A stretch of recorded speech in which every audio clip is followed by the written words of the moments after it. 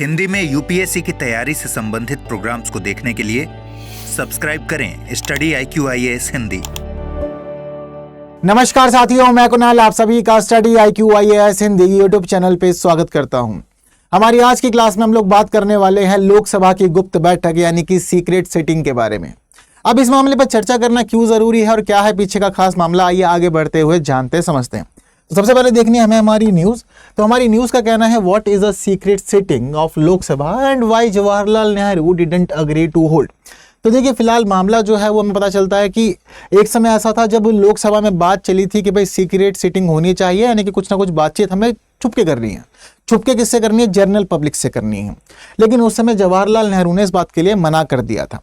अब दरअसल secret sitting का मतलब क्या होता है और सामान्य स्थिति से या सामान्य जो बैठकें होती हैं उन बैठकों की तुलना में सीक्रेट सिटिंग्स कैसे अलग होती हैं, हमें इस बात को अब अच्छे से जानना समझना होगा। और इसके लिए अगर प्रावधान है तो वो प्रावधान कहाँ किया गया, ये बात भी हमें अभी देखनी होगी। तो देखिए ये हम लोग की लोकसभा है, ठीक है।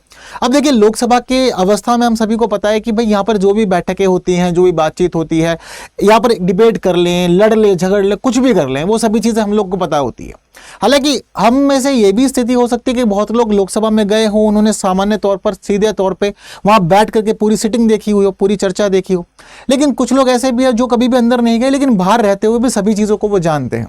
इसके पीछे का रीज़न क्या है? तो हमारे पास ना दो अलग अलग माध्यम है जहाँ पर हम लोग जान सकते हैं कि हमारी लोकसभा में क्या चल रहा है।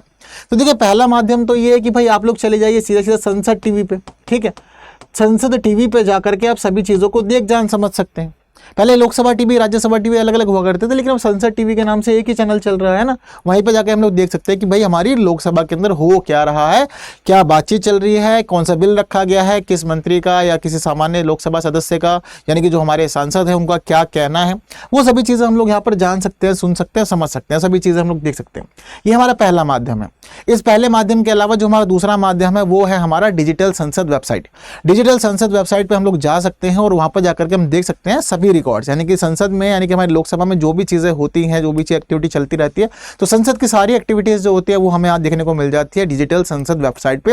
यहाँ पर हर एक चीज़ का ब्यौरा रखा जाता है, प्रॉपर रिकॉर्ड मेंटेन किया जाता है। तो दो साधन हो गए हमारे पास में सभी चीज़ों को जानने के लिए। पहला हो गया हमारा सीधा प्रसारण का माध्यम संसद टीवी और दूसरा हो गया हमारा रिकॉर्ड्स का माध्यम डिजिटल संसद, यानी कि हम सब कुछ जान गए। अब जब हम सब कुछ जान गए हैं तो यहाँ पर सीक्रेट जैसा कुछ रहा क्या? सीक्रेट जैसा कुछ भी नहीं रहा। तो देखिए इसी वजह से हम लोग देखते हैं कि भाई प्रोविजन है एक खास तौर पे किया गया है सीक्रेट सिटिंग्स के लिए, यानी कि ऐसी बैठकें जो होंगी, आप डिसीजन भी लेंगे, सब कुछ करेंगे, लेकिन किसी और को उसकी जानकारी नहीं होगी।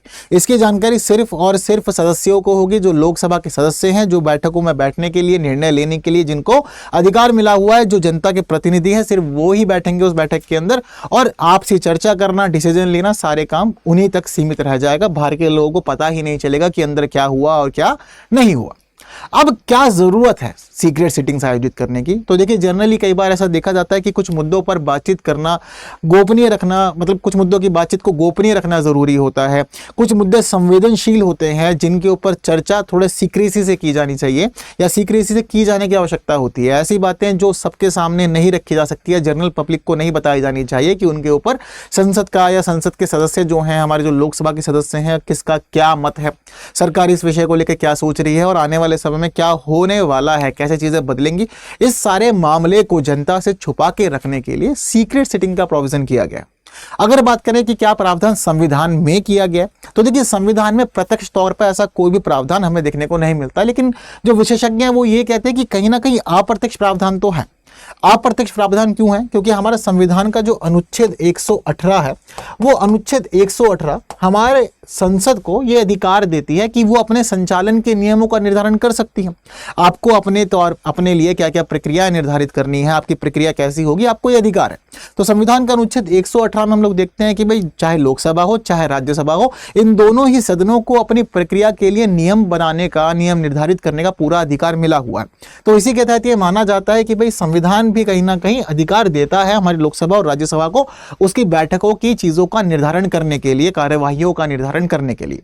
हालांकि बात करें कि मेनली इसका प्रोविजन कहाँ है, तो देखिए इसका जो कंप्लीट प्रोविजन है वो हमें देखने को मिल जाता है लोकसभा में प्रक्रिया और व्यवसाय के संचालन के नियम में। ठीक है, जिसको हम लोग अंग्रेजी में कहते हैं rules of procedure and conduct of business in Lok Sabha. अब दरअसल ये एक ऐसी कोड है जिसमें यह बताया गया है कि लोकसभा की कार्यवाही किस प्रकार से चलेगी, किस स्थिति में कौन कौन से नियम लागू होंगे, किस स्थिति में जो हमारे लोकसभा के सदस्य हैं उनके पास क्या अधिकार है, किस प्रक्रिया को कैसे पूरा किया जाएगा, वगैरह वगैरह जो सारी बातें हैं वो हमें देखने को मिल जाती है rules of procedure and conduct of business in Lok Sabha के तहत। अब ये जो सारा का सारा मामला है, इसी के तहत हमें यह भी पता चलता है कि इसमें एक चैप्टर है, उस चैप्टर को कहते हैं चैप्टर 25। तो चैप्टर 25 जो है, इसमें एक रूल है, उस रूल को कहते हैं 248 रूल। ठीक है, तो चैप्टर 25 का रूल है रूल नंबर 248। अब ये जो रूल है, इस रूल में हमें पता चलता है लोकसभा की सीक्रेट सिटिंग के बारे में। यहाँ पे कहा गया है कि भाई अगर संसद को ऐसा उचित लगता है कि भाई बैठक हो सकती है या बैठक की जानी चाहिए सीक्रेट, तो कर सकते हैं। ठीक है, लेकिन ये सारा का सारा मामला जो है वो किस पे डिपेंड करता है, वो डिपेंड करता है लोकसभा के नेता पे। ठीक है, किसके ऊपर करता है, लोकसभा या सदन का नेता जिसको हम लोग कहते हैं। ठीक, अब नेता कौन होता है, क्या प्रधानमंत्री? तो देखिए ऐसा हर स्थिति में जरूरी नहीं है। ठीक है, यानी कि हर स्थिति में जरूरी नहीं है कि लोकसभा के अंदर जो सदन का नेता बना हुआ है वो प्रधानमंत्री ही होगा। क्यों? क्योंकि प्रधानमंत्री राज्यसभा से भी हो सकता है। क्लियर है बात सारी? तो दोनों ही सदनों में जो बहुमत वाली पार्टी होती है वो अपना नेता नियुक्त करती है, बट डिपेंड ये करता है उस पार्टी के लिए वो किस सदन से अपने लिए प्रधानमंत्री चुन रही है। जैसे कि हमारे जो पूर्व प्रधानमंत्री थे डॉक्टर मनमोहन सिंह, उनकी खास बात ये थी कि वो राज्यसभा के सांसद रहते हुए प्रधानमंत्री बने। तो हम लोग ये नहीं कहेंगे कि भाई लोकसभा का ही नेता जो होता है वो प्रधानमंत्री कहलाता, तो ऐसा जरूरी नहीं है, ये हम लोग कंप्लीटली समझते हैं इन चीजों को। लेकिन फिर भी क्या होता है कि जो बहुमत वाली पार्टी होती है वो अपना नेता चुनती है, चाहे बात हो लोकसभा की चाहे बात हो राज्यसभा की, भले ही उसके पास प्रधानमंत्री का पद हो या ना हो। तो यहां पर मामला जो है वो किसके पास है, लोकसभा के नेता के पास है कि भाई आपको अगर उचित लगता है तो आप इसके लिए एक प्रस्ताव को आगे भेज सकते हैं। जो प्रस्ताव होगा वो प्रस्ताव जाएगा सीधा सीधा लोकसभा के अध्यक्ष के पास। अब यहां पर अध्यक्ष की अनुमति जरूरी है। अब अध्यक्ष जी को लगता है कि भाई हाँ, मामला या विषय या स्थिति ऐसी है जिसके लिए बैठक गुप्त रूप से की जानी चाहिए, तो उस जगह पर लोकसभा के अध्यक्ष अनुमति देंगे कि बिल्कुल हमारी बैठक जो होगी वो गुप्त बैठक होगी और गुप्त बैठक में हम लोग आगे का निर्णय लेंगे। तो गुप्त बैठक की जो प्रक्रिया है वो कुछ इस प्रकार की है और ये सारी की सारी प्रक्रिया हमें कहां पता चल जा रही है, rules of procedure and conduct of business in Lok Sabha, इसका चैप्टर 25 जिसमें लिखा हुआ है रूल 248। यहां पर खंड 1 हमें इन सभी चीजों की जानकारी दे देता है। ठीक है, उपखंड 1 जो है इसका यानी कि सब क्लॉज 1 जो है वो हमें सारी जानकारी दे रहा है इस रूल के अंदर कि कैसे कैसे प्रक्रिया है। सदन का जो नेता होगा यानी कि लोकसभा का जो नेता है वो लोकसभा के अध्यक्ष के सामने प्रस्ताव प्रस्तुत करके ये बात रख सकता है। बाकी अनुमति मिलना या ना मिलना वो लोकसभा के अध्यक्ष पर ही निर्भर करता है कि वो क्या कराता है आगे। क्लियर है बात यहां तक की? अब चलिए सोचने वाली बात यहां पर ये है कि मान लीजिए कि जो लोकसभा का नेता है उसने प्रस्ताव भेजा और भेजने के बाद में अगर लोकसभा के अंदर जो अध्यक्ष है उन्होंने इस मामले को स्वीकार कर लिया, उनको लगता है कि जिस मुद्दे पर चर्चा की जानी है, जो बातचीत की जानी है वो गुप्त रूप से की जानी चाहिए, उन्होंने स्वीकार भी कर लिया और उन्होंने अनुमति दे दी कि ठीक है गुप्त बैठक कर लीजिए, और गुप्त बैठक के लिए दिन बता दिया या किस दिन के कौन से हिस्से में बैठक होगी ये भी इन्होंने निर्धारित कर दिया। तो गुप्त बैठक में अब ऐसा क्या होगा जो उस बैठक को गुप्त बनाएगा? क्योंकि अब लोकसभा चलनी है, तो लोकसभा चलने का मतलब क्या है, हमारे चुने हुए सांसद तो जाएंगे ही ना, सांसदों के बिना तो संचालन हो ही नहीं सकता लोकसभा का। अगर हम ये कह दें कि गुप्त बैठक रखी जाएगी तो क्या बैठक ऐसी होगी कि सिर्फ लोकसभा के अध्यक्ष और सदन का नेता होगा या विपक्ष का नेता साथ में बैठ सकता है या हमारी कैबिनेट बैठेगी? तो क्या इस प्रकार की बैठक होगी? नहीं, जो हमारे चुने हुए सांसद हैं उनका तो जाना जरूरी है ही है, क्योंकि उनके बिना तो लोकसभा का फिर कोई महत्व रहेगा ही नहीं। तो हमारे चुने हुए सभी सांसद जो होंगे वो उस बैठक में शामिल हो सकते हैं। अब सारे के सारे सांसद बैठक में शामिल हो रहे हैं तो फिर बैठक गुप्त रही कैसे? तो देखिए इसका मामला इस प्रकार का होता है कि हमारे यहाँ पर एक नियम है और हमारे पास नियम ये है कि जब कभी भी लोकसभा का या राज्यसभा का संचालन हो रहा होगा तो ऐसी स्थिति में हम लोगों ने ना लॉबी बनाई हुई है, हमारे पास गैलरी है। अब यहाँ पर हम लोग विजिटर्स को अनुमति देते हैं कि आप आइए और बैठिए और चीजों को देखिए, जानिए, समझिए, ऑब्जर्व कीजिए। इसमें एक एरिया ऐसा होता है जो मीडिया के लिए होता है, मीडिया के लोग बैठते हैं और सभी चीजों को रिकॉर्ड करते हैं, देखते हैं, जानते हैं, समझते हैं और प्रसारण करते हैं उसका। ये चीजें होती हैं, इतना सब जानते हैं ना कि ये कुछ होता। अब दरअसल मामला जो होता है वो इसी का ही होता है। जब कभी भी ये फैसला लिया जाएगा कि बैठक गुप्त रखनी है हमें, तो ऐसी स्थिति में विजिटर्स को अनुमति नहीं दी जाएगी, चाहे वो विजिटर स्टडी विजिटर क्यों ना हो, अध्ययन के उद्देश्य से ही क्यों ना आया हो, या वीआईपी पास पे क्यों ना आया हो, चाहे मीडिया का ही क्यों ना हो, सबको अनुमति रोक दी जाएगी यहाँ पर कि भाई कोई भी व्यक्ति आज के दिन संसद में आने की इजाजत नहीं रखता, किसी को भी हम अनुमति नहीं देंगे, ना ही आप अंदर आएंगे, क्योंकि बैठक जो है वो बैठक गुप्त बैठक है। सिर्फ और सिर्फ जनता के द्वारा चुने गए प्रतिनिधि ही इस बैठक में पार्टिसिपेट करेंगे, और बैठक के अंदर क्या होगा वो भी बाहर लोगों को पता नहीं चलेगा। ऐसा नहीं है कि बैठक गुप्त कर ली और फिर गुप्त बैठक के अंदर जो निर्णय लिए गए, जो प्रस्ताव रखे गए या जो चीजें निर्धारित की गई वो बाद में बैठक खत्म होने सार्वजनिक कर दी जा सकती है, सबको बताई जा सकती है, ऐसा भी प्रावधान नहीं है। अब यहां पर यह समझ लीजिए आप लोग कि गुप्त बैठक होने का मतलब यह है कि पूरी की पूरी बैठक होगी, निर्णय होंगे, बातचीत होंगे, सब कुछ होगी, लेकिन बाहर जनता को कुछ भी पता नहीं होगा, मीडिया के लोगों को पता कुछ नहीं होगा, किसी को भी A to Z कुछ भी पता नहीं होगा। और इसके लिए अगर बाहर जानकारियां सार्वजनिक करनी भी है तो यह काम सिर्फ अकेला कर सकता है लोकसभा का अध्यक्ष। लोकसभा के अध्यक्ष अगर उसको उचित लगता है कि भाई बातें बाहर जानी चाहिए, तो वो उस पूरे के पूरे बैठक को लेकर के एक रिपोर्ट तैयार कर सकता है, और उस रिपोर्ट में क्या होना चाहिए क्या नहीं होना चाहिए वो भी डिपेंड करता है लोकसभा अध्यक्ष के ऊपर ही, अगर उचित लगता है उस स्थिति में, अदरवाइज नहीं जारी की जाएगी कोई रिपोर्ट। और वहीं यहां पर यह भी ध्यान रखिएगा कि मामला सिर्फ और सिर्फ लोकसभा अध्यक्ष के ही अधिकार क्षेत्र में आता है कि वो रिपोर्ट को लेकर के सार्वजनिक करे और रिपोर्ट भी अपनी मर्जी से तैयार करे। अगर मान लीजिए कि लोकसभा में बैठा हुआ कोई भी सदस्य है, अगर उस सदस्य ने बातों को बाहर जाहिर कर दिया, खुलासा कर दिया कि गुप्त बैठक में क्या क्या बातें हुई थी, किन बातों को लेकर के विरोधाभास था, किन बातों को लेकर के सहमति थी, या कुछ भी बता दिया, तो ऐसी स्थिति में इस पूरे के पूरे घटनाक्रम को माना जाएगा संसद के विशेषाधिकार का घोर उल्लंघन। तो संसद के विशेष अधिकार का घोर उल्लंघन माना जाएगा, और उसके बाद सदस्य को दंड भी दिया जा सकता है प्रोविजंस के अनुसार, कंडीशंस के अनुसार। घोर उल्लंघन की स्थिति कहलाएगी ये।